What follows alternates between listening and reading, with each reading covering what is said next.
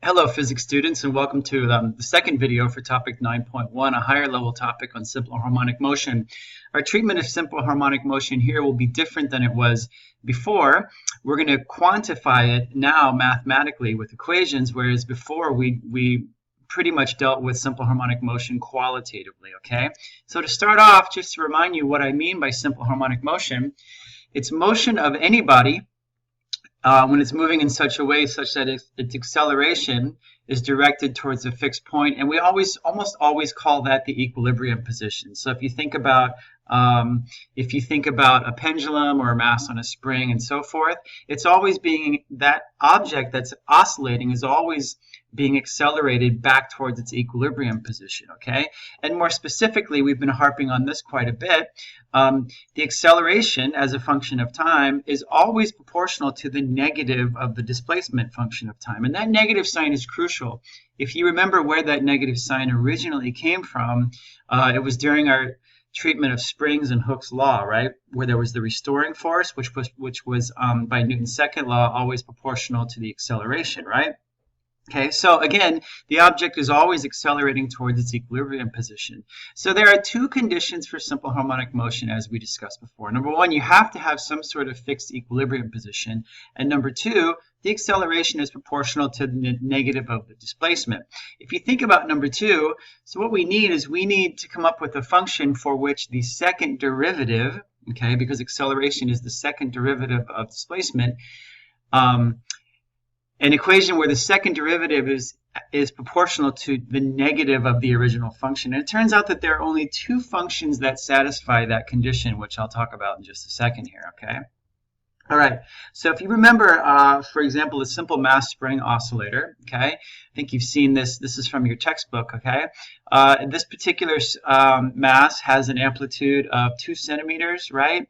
And it turns out that in this situation, the time, the stopwatch, whoever's measuring the time, it actually starts when the mass is at position A, which is at its highest positive distance, or the maximum displacement from its equilibrium, okay? Now, clearly this is a cosine graph, and remember what the difference is between a sine and a cosine graph, okay? They both have the same shape. They're both obviously sinusoidal, but the cosine starts at a maximum. Actually, the cosine would start at 1. Don't worry about the fact that it's a 2. That's just a multiplier of a constant, okay? Whereas the sine would actually start at 0. So you can see right away, you should be able to tell that this is a cosine graph, not a sine graph, okay? So this displacement is a cosine graph of the form S max, where S max is the amplitude, times cosine of omega t, okay? Don't worry so much about this omega factor right now, but omega is 2 pi over t. That's basically just a statement of its angular frequency or angular velocity, okay? So, and that would have to do obviously with the mass on the spring and the spring constant and so forth, but we're not worried about that right now, okay? Now, the velocity would be the negative sine graph because it's the derivative of s of t, okay? And you know that the derivative of cosine is negative sine, okay?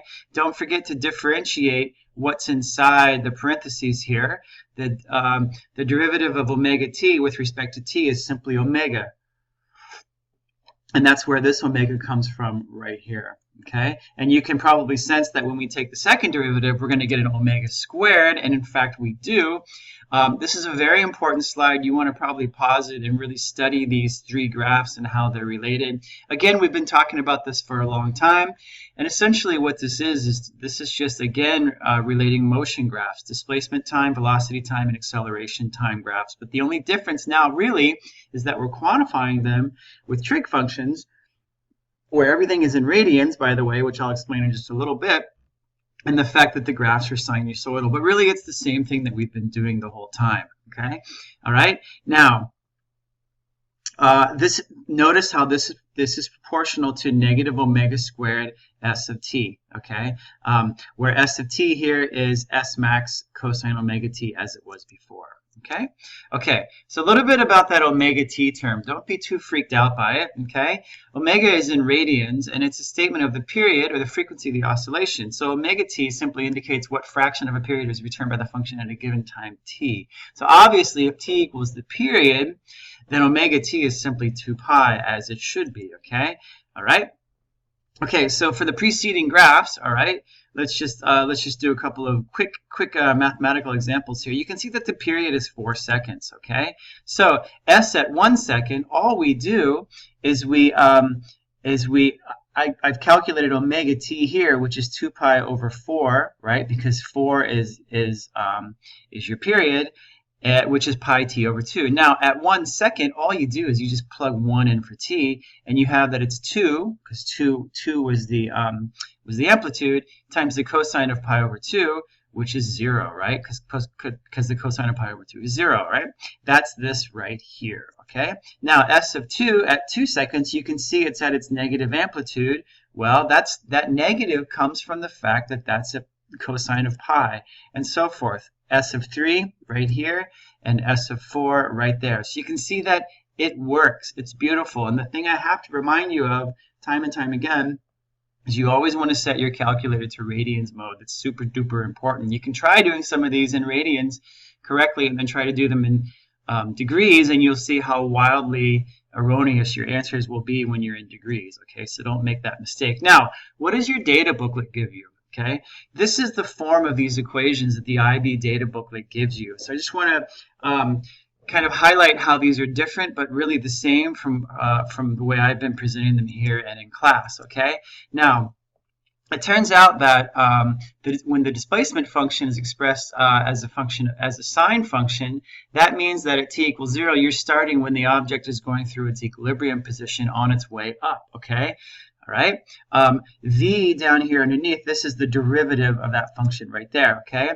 As I said before, when the displacement is shown as a cosine, that's when it starts off at the top of its at its maximum positive displacement and is going down through the equilibrium. And this velocity here is the derivative of that, okay? So a couple of things that are slightly misleading in my opinion about how these equations are stated in your data booklet.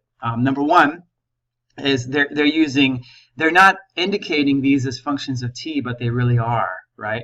This is x of t, where t is your variable. Secondly, you see this x naught here? That's actually the amplitude, and I think that's misleading because x naught being the maximum distance from its equilibrium, not displacement. Okay, x naught implies that's your displacement or distance at time t equals 0, which is not necessarily the case, right? In the case of this function right here, it is the maximum, it is the amplitude, but in this case it's not. So just be aware of that and know how to use these equations as given to you. Okay. All right, the IB doesn't give you acceleration equations, but if they did, they would look something like this, okay, where a naught would be the maximum acceleration, which in this case would be omega squared a, as we saw before. And where does that omega squared come from?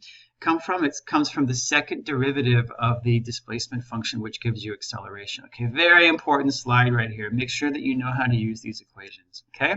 All right, so let's do a couple of examples here, okay? So mass on a spring is oscillating at a frequency of 0.2 hertz and amplitude 3 centimeters. What's the displacement of the mass? 10.6 seconds, 10.6, okay? So pretty straightforward. All you do is and I'm actually using the version of the IB equation as it's shown with the x naught here, okay? So x equals x naught cosine omega t, all right? Okay. So this is my omega t. I've actually, because they give me the frequency in hertz, I'm actually expressing omega as 2 pi f instead of 2 pi over the period, and I got 2 centimeters for that, okay? All right, downwards through its equilibrium position, okay? I'm using the sine omega t version, and I get negative 2.2 centimeters, okay? All right, try the next one, example 2. A long pendulum has a time period of 10 seconds. If the bob is displaced 2 meters, how long will it take to move 1 meter? Okay.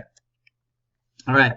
Now, in this case, I'm going to use the cosine of omega t, and I'm just going to solve for t. Okay. And I get that t is 1.7 seconds, given the fact that that I want to know how long it's going to take to move 1 meter. Okay. All right. Okay. I want to talk a little bit about phase shift. All right. Now, it's possible to use these equations when the displacement at 0 is not when the initial displacement is not at its maximum, at its amplitude, or going through zero. So it'd be somewhere in between these values. It's possible to use these equations in those cases. You're not really required to do that in the IB, but I thought I would talk about it. It basically means introducing what's called a phase shift term. And it's the same phase shift, capital Phi, that we've talked about before. For example, the sine and the cosine have a phase shift of pi over 2, if you remember from your math class and from my class, okay? Using the IB nomenclature, it would actually be of this form right here. So you can see when you differentiate what's in the parentheses, it would still be differentiated as omega anyway with respect to t, because the phase shift would be constant, and that would be what's called an initial condition. Okay. Now, normally this is 0, right? In which case we get the familiar equations that we just discussed before. If it's pi over 2, right, then we get this situation where the displacement function is a sine function, okay? So that's kind of an interesting distinction. It's kind of an interesting way to think about this. And when you guys, if you study physics or engineering in college, and you study simple harmonic motion with calculus, you will always include that phase shift. But for now, at the high school level and the IB, we're not really going to concern ourselves with the phase shift there, okay? Let's do a couple of other examples, all right? We'll do lots more examples in class, okay?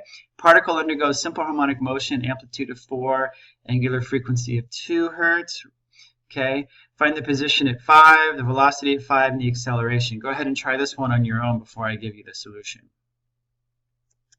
Okay, so what you're going to use is, I'm using omega t plus phi here, okay? And I'm finding the first and second derivatives, okay? So this is velocity and this is acceleration, okay? Now the first thing I want to do is I want to determine phi, okay? And in order to do this, the phase shift, it looks like it's pi over 4, okay? That being the case, all I do is I just plug it into this equation using t equals 5 seconds, because that's what they're asking, and I get negative 0.83 centimeters, okay? All right, so again, in the IB, you're not really going to be asked questions about phase shift. I'm just showing you here how sort of useful and sort of universal this can be, and that, you know, we're not confined to using only situations where it's at its maximum displacement or distance from the equilibrium at t equals 0, or going through t or 0 at t equals 0. Okay, the velocity I got a positive 7.8, and the acceleration I got positive 3.3. Okay, so this is all good universal type stuff. Okay, all right, try this one on your own. Okay, so S of t and V of t, we've got this, right? So I'm finding phi. So S of t, if I actually put in the value of phi, I end up with this nice, somewhat complicated looking equation for the displacement function, okay? So make sure that you understand this, where the phase shift comes from. Even though we're not going to be doing problems like this, you might see this on a quiz or so forth, but even though you won't be actually tested over this in the IB, okay? And V of t would be this corresponding function right here, okay? All right, the same question continued a little bit, right? Particle undergoes simple harmonic motion with an amplitude of 8. Same problem, okay? The initial displacement, I got 6.28 centimeters, okay? Notice that this is not the amplitude. This is not the amplitude in this case, okay? Calculate the first time at which the particle is at positive 2 centimeters and negative 2 centimeters, okay? Well, I got the first time is at 7.95, and then the second time is at 9.97 seconds. So make sure that you understand how I'm using and integrating this phase shift here, and I'm solving for t by using the inverse cosine function. Okay. All right, another example. This is a classic IB question. You may have seen this graph before. The graph shows the variation with displacement of the acceleration of a body. How is a simple harmonic motion? Well, that's pretty straightforward, because A is proportional to negative x, okay? Use the graph to determine the period of the oscillations. Well, if you know that the slope is negative omega squared, okay, so the period, you can actually extract that out of omega by taking the square root of the slope, okay? And I got that the period was 1.3 seconds. The maximum speed, okay? Remember that V max is omega A, okay? And that gives you 0.3 meters per second. Okay? Here's another example. Displacement of a particle executing simple harmonic motions given by y of t 5 cosine 2t. Okay, now these are more questions that you're going to have to answer on the IB exam, not involving a phase shift, okay? And remember, you can use calculus on the IB exam even though it's not actually required, okay? All right, so I got that the initial displacement is 5 millimeters, right? Because cosine of 2t, that maximum value is always going to be 1, okay? The displacement at 1.2 seconds, okay? Remember, you got to be in radians mode. I got negative 3.7 millimeters. And then the time at which the displacement first becomes negative 2, I got that it's about 1 second, 0.99 seconds, okay? So this is a relatively simple problem here for example 6. Okay, continued. The displacement when the velocity is 6 millimeters per second. Okay, all right. Now these are some equations that you don't really know quite yet. There's different ways to solve these problems. Okay, and I'm solving them using these equations, which I will talk about in my next video. Okay. You can either do it this way, or the way that you know how to do up to this point would be that Vmax is omega A, which is 10 millimeters per second, okay? And then you plug that into the V of t equation, right?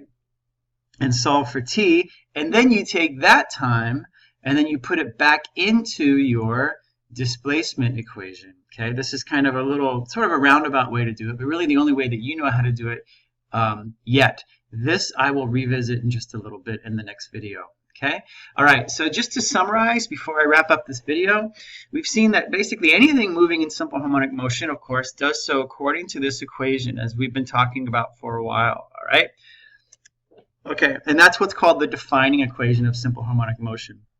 You need to be able to relate all three of these graphs effortlessly without much thought. Okay, here they're all in the same graph. Here I have three separate graphs.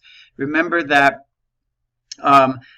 showing it in terms of derivatives, we could also express this equation in these two ways. This is what's called the second order differential equation. Okay, and you guys will study this in advanced math or when you guys get to university. Okay, but the general solution of a second order differential equation is this right here, and this should be familiar to you. Okay, so this is all, it's very mathematical, and you know, it's the same. Don't forget that the math we do in this class is the same math that you do in your math class. It's all the same thing. And last thing I want to say is that remember why or how calculus was invented. It was invented by Newton and also Leibniz, but Newton came up with it in order to solve kinematics problems. This was one of the problems that he was looking at, was how to deal graphically with displacement, velocity, and acceleration time graphs.